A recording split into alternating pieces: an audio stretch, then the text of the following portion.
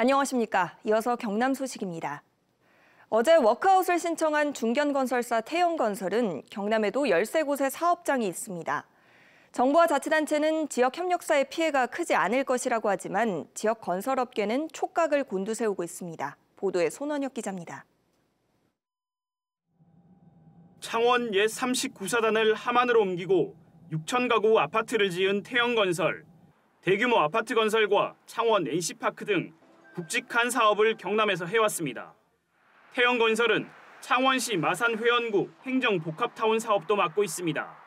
또 공정률 60% 수준인 창원시 북면 1000가구 아파트 신축 사업도 진행하고 있습니다. 창원시는 주택도시보증공사의 분양보증으로 당장 큰 문제는 없다고 밝혔습니다.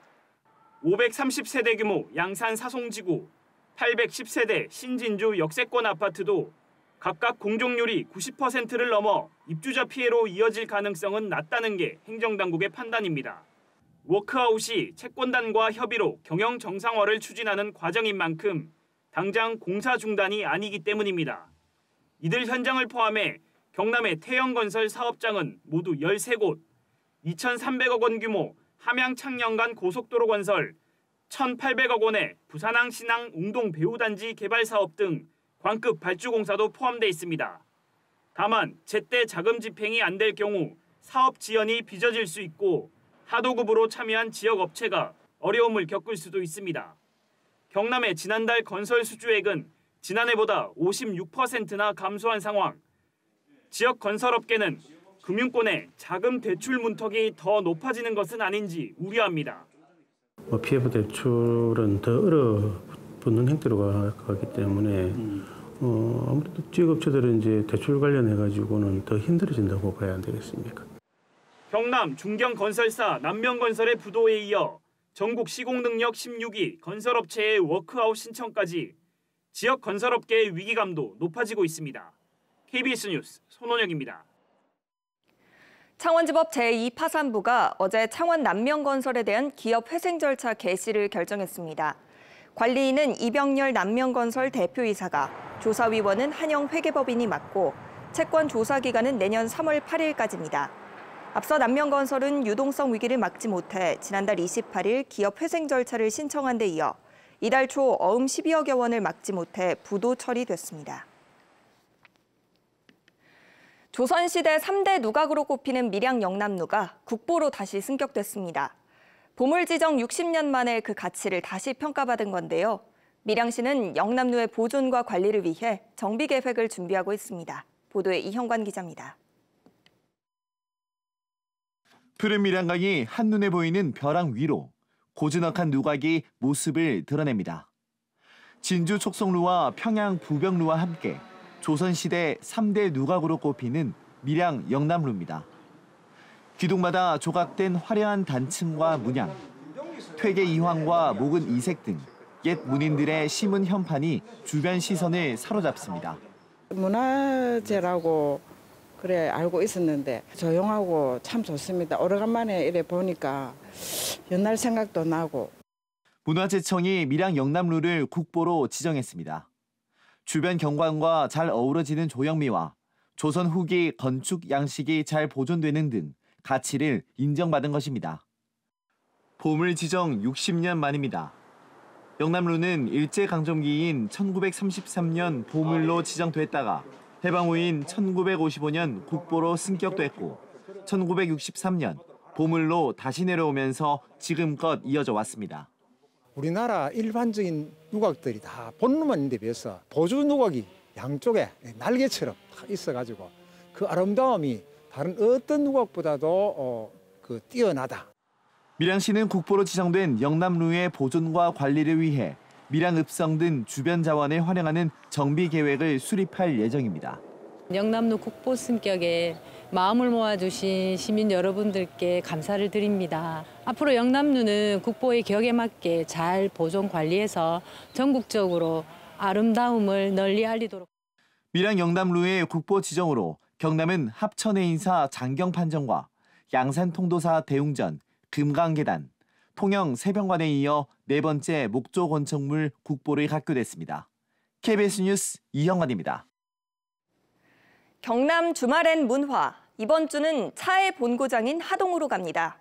겨울 차밭과 섬진강을 배경으로 펼쳐지는 대지 예술의 세계를 진정은 기자가 전해드립니다. 산 정상을 마주한 12개 돌 사이로 섬진강이 흐르듯 구불구불 이어지는 차나무. 영국의 세계적인 대지 미술가가 2016년 하동을 찾아 버려진 차나무와 공사장 돌로 만든 작품입니다. 생성하고 자라나고 돌아간다. 7년 전 하동에 뿌리 내린 자연주의 대지 미술이 광활한 차밭 위로 펼쳐집니다. 겨울도 잠시 멈춘 듯 따스한 햇볕이 쏟아지는 따신골. 999개 하얀 찻꽃이 눈부시게 흔들립니다. 찻꽃이 이런 녹차밭 위에서 바람 소리와 함께 또 풍경 소리를 전하면서 이제 아마 우리에게 자연이 주는 그것을 잘 표현한 작품이라고 볼 수가 있겠습니다. 창문 너머 펼쳐지는 푸른 섬진강과 하늘. 작가는 언제나 그 자리에서 우리를 위로하는 자연의 아름다움을 담아냈습니다. 섬진강이 바라다 보이는 이 훌륭한 이제 자연지대에 인위적으로 창을 만들어서 누구나 와서 섬진강 따라서 자유로운 여행을 갈 수 있다고 생각해요. 채색 통발과 오방색 천을 늘어뜨린 선앙당. 자연을 배경으로 한 대지 미술은 늘 우리 곁에 있었던 전래 문화이자 원시 예술입니다. 국내 첫 대지 예술제가 하동 차밭을 배경으로 펼쳐지고 있습니다. 김성수, 에리카 김은자, 서정민, 정수암 등 전문 예술가와 하동 주민 15명의 작품 30여 점을 선보입니다. 대지 미술이라는 것은 이제 대지, 랜드, 그 자연에다가 어떤 표현을 해서 미술화하는 작업이라고 얘기를 할 수가 있습니다. 변화하는 계절을 다 수용을 할 수 있다는 특징을 갖고 있습니다. 겨울부터 봄까지 장엄하고 환상적인 차밭 캔버스에서 펼쳐지는 대지 예술제는 내년 5월 말까지 이어집니다. KBS 뉴스 진정원입니다. 내년 4월 10일에 치러질 22대 국회의원 선거 예비 후보를 소개합니다. 오늘은 사천 남해 하동 선거구입니다. 더불어민주당 고재성 예비 후보입니다. 전 민주당 사천 남해 하동 지역위원장으로 현 민주당 정책위원회 부의장입니다. 국민의힘 정승재 예비 후보입니다. 국회 교섭단체 전문위원과 동서대 사회복지학부 교수를 지냈습니다. 국민의힘 최상화 예비 후보입니다. 전 청와대 춘추관장으로 현 국민의힘 과방위 정책자문위원입니다. 국민의힘 강명상 예비 후보입니다. 국민통합위원회 경남지역협의회장과 365 병원 병원장을 맡고 있습니다. 국민의힘 박정열 예비 후보입니다. 10대 11대 경남도 의원을 지냈고 현 중소벤처기업진흥공단 상임감사입니다. 국민의힘 이철호 예비 후보입니다. 남해치과 원장으로 국민의힘 노동위원회 부위원장을 맡고 있습니다. 지금까지 사천 남해 하동 예비 후보자였습니다.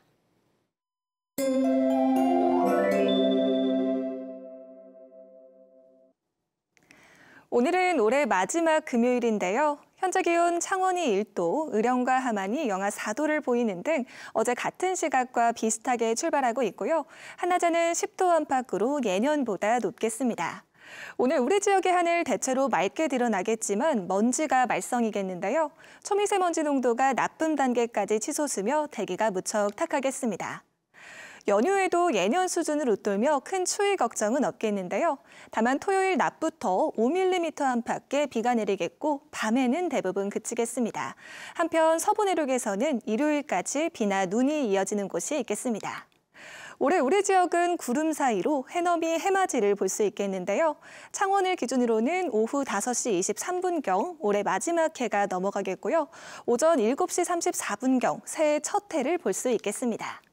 자세한 지역별 기온 살펴보겠습니다. 현재 기온 창원이 1도, 창녕이 영하 3도를 보이고 있습니다. 한낮에는 창원이 9도, 함안이 10도로 어제보다 2에서 3도가량 낮겠습니다. 서부 지역도 진주가 영하 3도, 합천이 영하 4도로 출발하는 아침이고요. 한낮에는 진주가 10도, 사천 9도 예상됩니다. 바다의 물결은 대부분 해상에서 최고 1.5m로 잔잔하게 일겠습니다.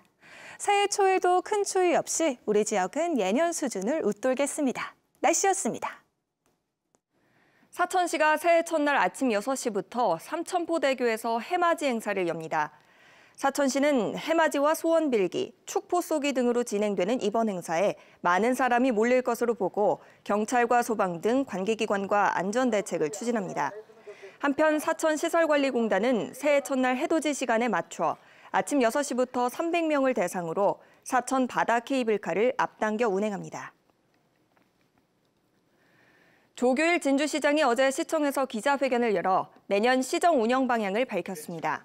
조규일 시장은 청소년 시내버스 무료 승차 정책과 고령자 복지주택을 내년부터 운영하고 수도요금 감면 대상 확대와 불법 주정차 단속 시스템을 도입한다고 설명했습니다. 또 시설관리공단 설립으로 하수 처리 시설 등 7곳에 대한 운영 전문성을 높이기로 했습니다. 거창군이 내년 정부 예산에 남북권 보훈 휴양원 건립 타당성 조사 연구 용역비 1억 원이 반영됐다고 밝혔습니다. 남북권 보훈 휴양원 건립 사업은 현재 충북 충주시 한 곳에 있는 국가보훈부의 휴양시설을 남북권에 추가 건립하는 것으로 거창군은 휴양원 유치에 나서고 있습니다.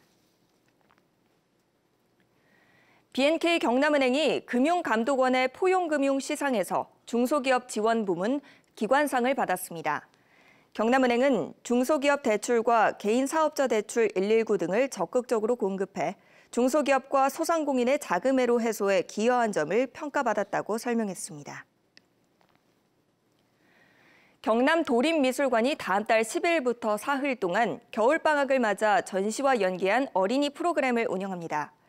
이번 프로그램은 보통 사람들의 찬란한 역사 전시에 담긴 평범한 사람들의 삶과 역사를 소개하고 공유하자는 의미를 담고 있습니다. 교육 신청은 다음 달 2일 오전 10시부터 경남 도림미술관 누리집에서 선착순으로 신청할 수 있습니다. 경상남도 감사위원회가 다음 달 한 달 동안 행정부조리와 행정기관의 위법 부당행위 등의 제보를 받는 도민의 소리를 운영합니다. 이번 도민의 소리에는 평소 감사가 필요하다고 생각했던 대상이나 분야에 대해 경남 도민이면 누구나 의견을 남길 수 있습니다. 뉴스를 마칩니다. 시청해주신 여러분 고맙습니다.